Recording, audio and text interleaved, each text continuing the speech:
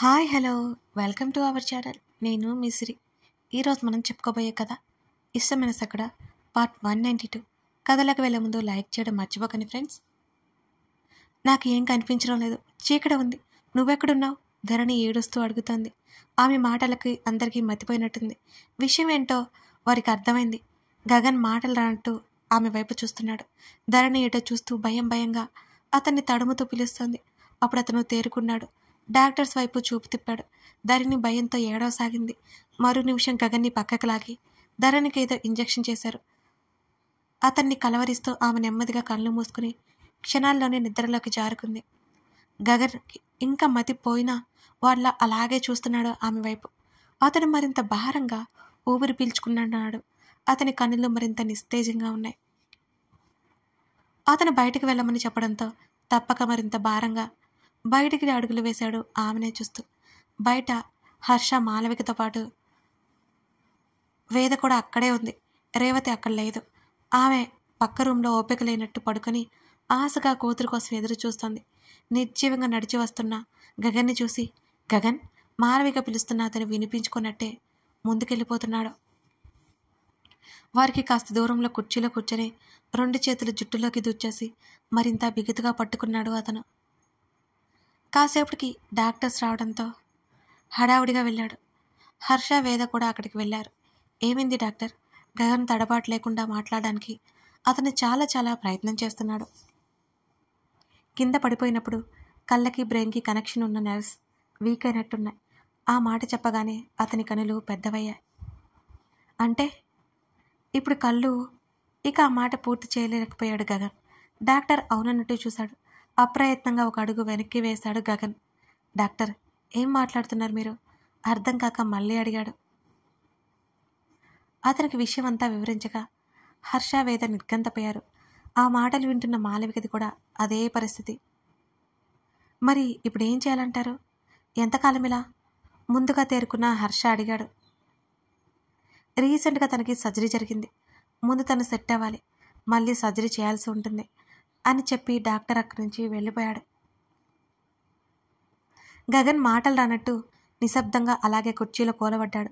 మాలవిక బయటికి ఏడ్చింది. సరే, పక్కనే ఉన్న వేదని ఆమె ఊరుకోబెడుతోంది వేద. అమ్మో, కళ్ళు లేకపోతే నేను అస్సలు బ్రతకలేను. ధరణి మాటలు అతని చెవుల్లో లీలగా వినిపిస్తున్నాయి.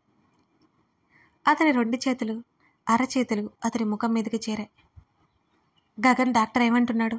మాలవిక వణుకుతున్న చేతిని కొడుకు భుజం మీదకి వేసింది. డాక్టర్ ఏమైనా అలా చెప్పాడా, లేకపోతే తనే అలా విన్నదా? ఆమెకి గుండె దడ పెరిగిపోయినట్టు అనిపించింది. ఆంటీ, పక్కనే ఉన్న హర్ష ఆమె చుట్టూ చేతులు వేసి పట్టుకున్నాడు. ఆమె మరింత నిస్సత్తుగా ఉండడంతో తల్లి వైపు చూశాడు గగన్. కొడుకు ముఖం ఆమెకే సరిగ్గా కనిపించడం లేదు. ఆమె కళ్ళు తుడుచుకుంది. ఎర్రజీరలు కమ్ముకున్నట్టున్నాయి ఆ కళ్ళు. తల ఊపాడు తప్పితే ఏం చెప్పలేదు. ఆమె మరింత నిస్సత్తుగా హర్ష భుజం మీద వాలింది. వాళ్ళని చూస్తుంటే వేదకి గుండె బరువెక్కినట్టు అనిపించింది. రేవతిని తీసుకుని అప్పుడే బయటకొచ్చాడు ప్రతాప్. గగన్, వదిన, ధరణి కళ్ళు తెరిచిందట. నర్సు మాట్లాడుతుంటే విన్నాను. ఏదైనా మాట్లాడిందా? మీరు చూసారా? అల్లంత దూరంలో ఉండగానే ఆమె ఆదుర్తగా మాట్లాడుతూ వస్తోంది. రేవతికి ఎలా చెప్పాలో అర్థం కాలేదు మాలవిక్కి. ఆమె కళ్ళు తుడుచుకుంది. అవును రేవతి, 2 రోజులు పోతే నీతో కూడా మాట్లాడుతుంది అని మాలవిక నెమ్మదిగా చెప్పింది. వేద పెదవులు బిగించి వస్తున్న దుఃఖాన్ని ఆపుకుంటున్నట్టుంది. ఆమెకు రేవతిని చూస్తే పుట్టెడు జాలి కలిగింది.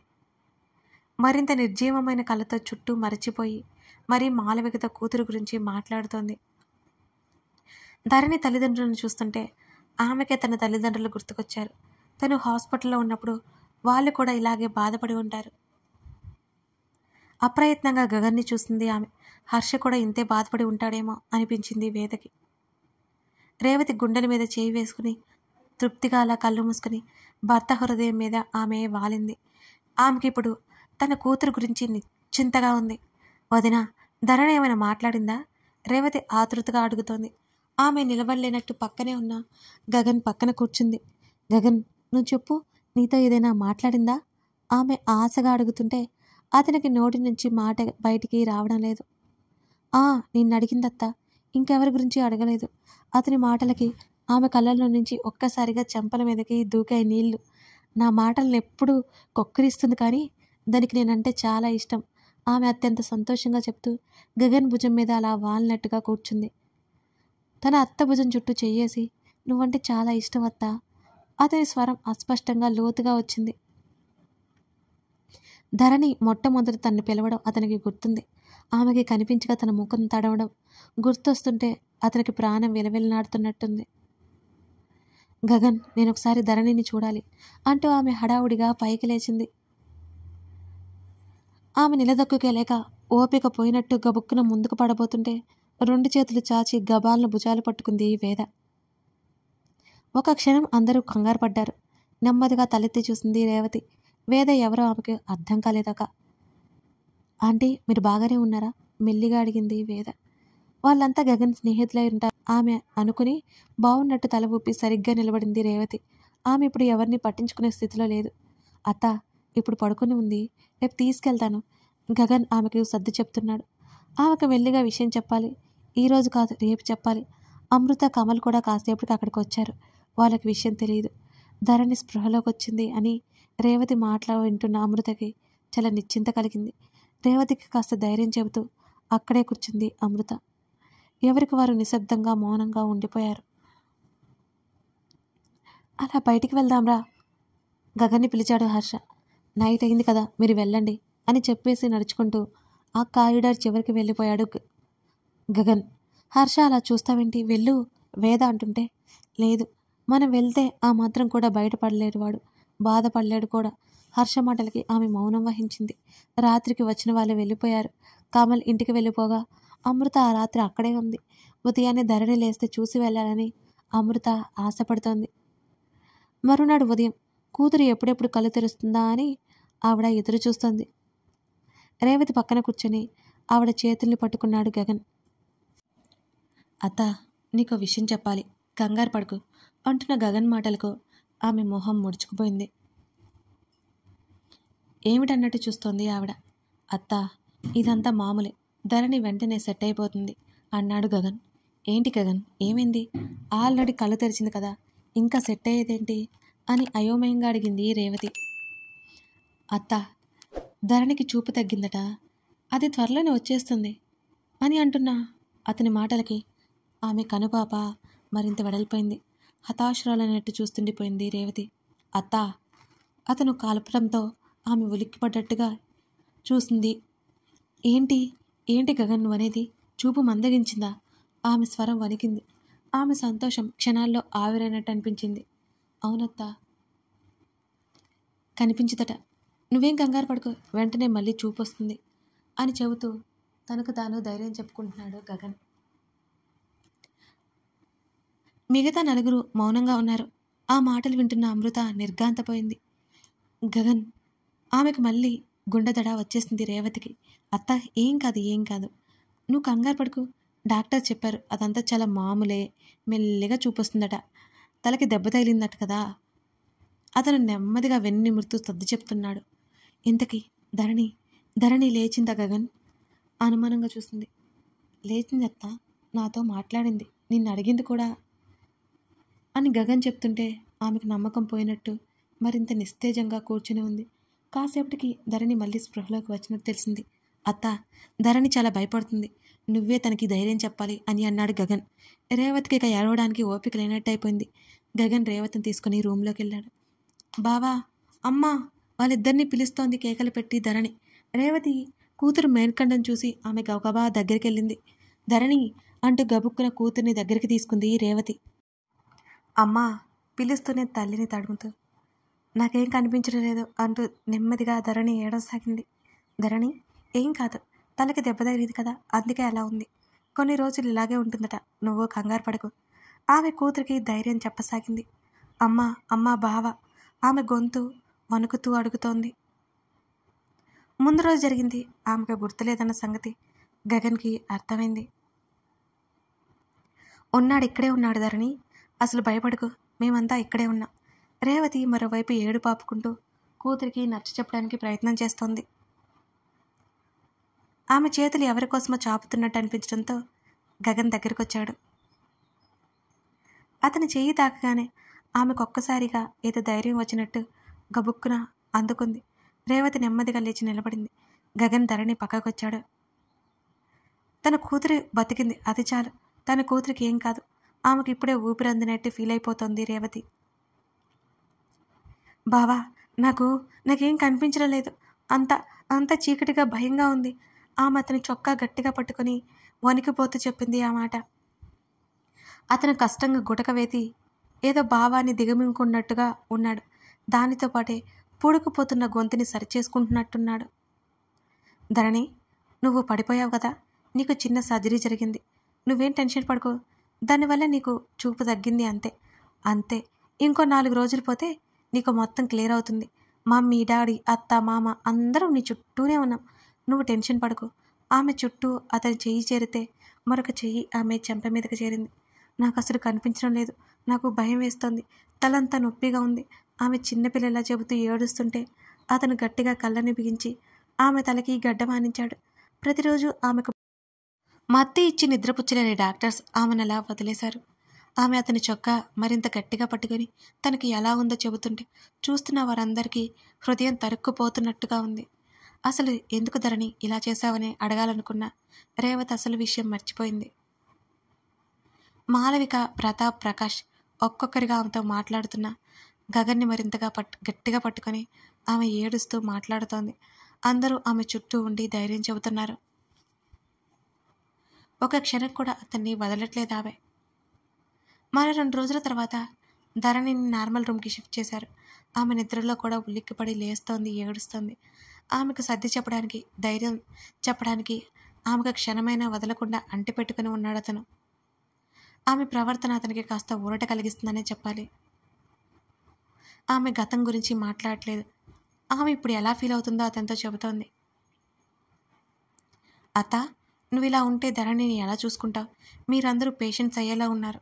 ధరణిని చూసుకోవాలంటే ముందు మిమ్మల్ని మీరు చూసుకోవాలి అంటూ గగన్ గట్టిగా చెప్పడంతో రేవతి కాస్త ఈ మధ్య తింటోందిక, పడుకుంటోంది. కూతురు గురించి ఆమెకు కొంచెం నిశ్చింత వచ్చింది. అతనికి మాత్రం రాత్రింబవళ్ళు నిద్ర కరువైనట్టుగా ఉంది. ఓ రోజు తెల్లవారుజామున హాస్పిటల్ అంతా నిశ్శబ్ద. అందరూ గాఢ నిద్రలో ఉన్నారు. ధరణి రూమ్లోనే ఉన్న గగన్ అంతకుముందు గంట క్రితమే అతను నిద్ర పట్టించాడు. అప్పుడప్పుడు డ్యూటీ నర్సు కూడా వస్తూ ఉంది. ధరణి అతని కౌగిలిలో నెమ్మదిగా కదిలింది. అప్పుడు నిద్ర పట్టించిన అతనికి మెలకువ రాలేదు. ఆమె కనులు తెరిచింది. ఆమె కనుపాపక చీకటి తెరలు కమ్ముకున్నట్టు ఏమీ కనిపించడం లేదు. ఆమె చేతులు గగన్ కోసం తడిమాయి. గత 4 రోజులు అలవాటైనట్టు మొదటి రోజు ఉన్న భయం ఆమెలో లేదు. ఆమె చేతులు అతని ఛాతీ నుంచి ముఖాన్ని తడమసాగాయి. ఆమె రూపం ఎలా ఉందో ఇప్పుడు ఆమెకి తెలియదు. ధరణి స్పర్శ ముఖం మీద తారాడుతుంటే నెమ్మదిగా కళ్ళు తెరిచాడు గగన్. ఆమె చేతులు పెరిగిన అతని గడ్డం మీద తడుముతున్నాయి. నెమ్మదిగా అతని మెడలో చైన్ మీద తడుముతున్నాయి. మళ్ళీ అతని ముఖమంతా తడుముతున్నాయి. ఆమె కళ్ళు తెరిచి ఎటో చూస్తూ చేస్తున్న ఈ పనులు చూసి ఆమె మసక చీకటిలో అతని కంట్లో తడి తలుక్కుమంది. ధరణి, గగన్ పిలవడంతో ఆమె పక్కకు చూసింది. కానీ ఎటు చూస్తున్న ఆమెకే తెలియలేదు. ఏమైంది, నిద్ర రాలేదా? అతను నెమ్మదిగా లేపి ఆమెని కూర్చోబెట్టాడు. అతను లైట్ వేయబోయి కూడా ఆగిపోయాడు. వేసినా ఒకటే, వేయకపోయినా ఒకటే అని ఆలోచన విరక్తిగా అతను నవ్వుకునేలా చేసింది. ఆమె ఏం చెప్పలేదు సమాధానం. ధరణి, చెప్పు, ఏమైంది? అతను అడుగుతుంటే ఆమె ప్రమేయం లేకుండానే ఆమె కనులు వర్షిస్తున్నాయి. భయమేస్తుందా? నేను నీ పక్కనే ఉన్నాను. అతను ఆమె చెంపలో తడుస్తూ చెప్పాడు. నన్ను ఎవరైనా తీసుకెళ్ళిపోతారేమోనని భయమేస్తోంది. నా దగ్గరికి ఎవరో వస్తున్నట్టు వినిపిస్తోంది. ఆమె చాలా మామూలుగా చెప్పడానికి ప్రయత్నించిందా ఆమె భయపడుతుందని అతనికి అర్థమైంది. అలా ఏమీ జరగదు, ఎందుకంటే నేను మేల్కొనే ఉన్నాను. అతను నచ్చ చెప్పడానికి చూశాడు ధరణికి. ఆమె మౌనంగా కళ్ళు తెరుచుకుని అతని గుండెల మీద వాలింది. భారమైన నిట్టూర్పు ఒకటి అతని గుండెని చీల్చుకుని బయటకొచ్చింది. కాసేపటికి ఆమె నిద్రలోకి జారుకుంది. అతనికైతే మళ్ళీ నిద్ర పట్టలేదు. ఇక తన ఛాతీ మీద వాలిపోయి పడుకుని ఉన్న ఆమె చేతి మీద సున్నితంగా తడుముతూ ఆమెను చూస్తున్నాడు ఆ మస్క వెలుతురులో. మర్నాడు అతను డాక్టర్తో మాట్లాడడానికి వెళ్ళాడు. ధరణిని ఇంటికి తీసుకెళ్ళిపోవాలని. అదే విషయం గురించి వెళ్ళాడు. ధరణికి నెమ్మదిగా కొంచెం తినిపిస్తోంది రేవతి. ఆమె ఇన్ని రోజులు సరిగ్గా తినక ఆకలి వేయలేదు. రేవతి బ్రతిమాలి పెడుతోంది. ధరణి ఏం మాట్లాడకుండా ఏదో ఆలోచించడం రేవతి గమనించింది. ధరణి మాలవిక మాట్లాడించడానికి ప్రయత్నం చేసింది. అంతేకాని ఇంకా ఏం చెప్పలేదు. అసలు మునిపట్ల లేని ఆమె రూపురేఖలు చూస్తుంటే ఆ ఇద్దరికి మనసంతా ఏదోలా అయిపోయింది. అదే సమయంలో గగన్ కూడా అక్కడికి తిరిగి వచ్చాడు. గగన్ ఆమెని సూటిగా చూస్తున్నాడు.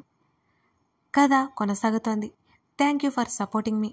ఇప్పటి వరకు సీజన్ 1 ముగిసిందండి. నేను 2 సంవత్సరాల నుంచి ఈ కథను రాశాను. ఇప్పటి వరకు రాయగలిగాను. ఇంకా కథ చాలా ఉందండి. సీజన్ 1 మాత్రమే ముగిసింది. సీజన్ 2తో మళ్ళీ కలుద్దాం. నాకు ఇంకో నెల పడుతుందండి సీజన్ 2 రాయడానికి. అంతవరకు వేచి చూస్తారని నేను భావిస్తున్నాను. ప్రస్తుతం ఈ కథ మాత్రమే నా దగ్గర ఉందండి. మీకు మొత్తం ఇచ్చేశాను. ఈలోపు మరో కథ వస్తుంది. సీజన్ 2 రాసేవరకు అన్నమాట. సీజన్ 2 తప్పకుండా ఉంటుందండి. ఒక నెల రోజులు టైం కావాలి నాకు. అది రాయాలి కదా. మీరు మిస్ అవ్వకండి. నేను దాని గురించి మీకు మిగిలిన విషయాలు ఎప్పటికప్పుడు పోస్ట్లో చెబుతుంటాను. ఇప్పటి వరకు మన ఇష్టమైన సకుడా కథని ఆదరించిన మీ అందరికీ నా హృదయపూర్వక ధన్యవాదాలండి. మీరందరూ సపోర్ట్ చేయడం వల్లనే నేను ఇక్కడి వరకు రాగలిగాను. Thank you for watching this video. Thank you.